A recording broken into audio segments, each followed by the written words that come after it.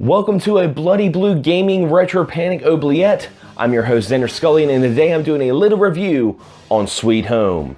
Released in 1989 based off of the horror title by the same name, Sweet Home was developed by Capcom and it's a survival horror JRPG. Now I know what you guys are thinking, survival horror, Capcom. Sounds very familiar to a well-known franchise, and you wouldn't be too far from the truth because a lot of concepts from Sweet Home bled over into the series that we know and love, Resdient Evil. Now the story to Sweet Home is you're controlling a 5-party film crew trying to film a documentary inside of a now abandoned mansion that once belonged to a famous artist, and you're trying to film and retrieve his long lost frescoes, or paintings as of short. But upon entering the mansion, they are greeted by an evil specter of a woman who tells them they will not escape this mansion alive, and she barricades the party in there, and it's your job to find a way to escape.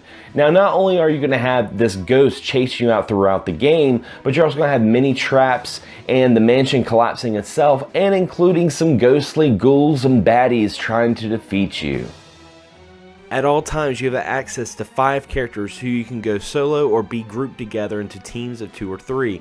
It's very important as each character has an item that will help you progress throughout the game. Some characters have things like a med kit that can help heal an illness suffered in battle, or possess a lighter that can burn away ropes that block paths, or even unlock doors. You also have a cameraman who can photograph the paintings, and also a character who uses a vacuum cleaner, that's right, a vacuum cleaner, to clean the paintings and clean debris. You should always be 15 or so minutes away from needing a given party member's ability, so you'll never want to keep your crew too far apart from one another, and it takes some time to get used to with the abilities, but they all work and eventually it all clicks, and when they do, Sweet Home is an awesome adventure. Now, while Sweet Home has a lot of elements that we've came to love with the survival horror genre, it's first and foremost a JRPG, an RPG released in '89. And you guys may know where I'm going at with this caveat, because if you guys have played games like Dragon Warrior, Final Fantasy, or Phantasy Star on the Sega Master System, you know about some of the mundane grinding that you're going to be doing in this game, and some of the random battles you will constantly encounter so much that it's just not random anymore. And this can put some people off. Me personally, I'm used to it and I loved it.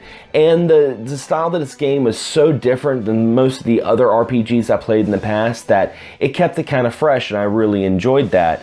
But also, unlike other RPGs, you can't just get a bunch of potions and go to a town and upgrade. You're stuck in this mansion, and this is where the survival horror really starts to dive in, because you only have a limited number of tonics that you can collect through the game to replenish your health.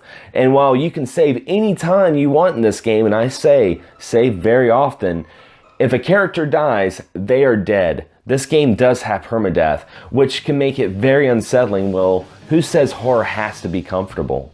Overall, Sweet Home gets an 8 out of 10 on the BloodyBlu gaming scale. This is a definite must-try, must-play for some of you survival horror enthusiasts that want to dive into the past and enjoy something a little different on the NES.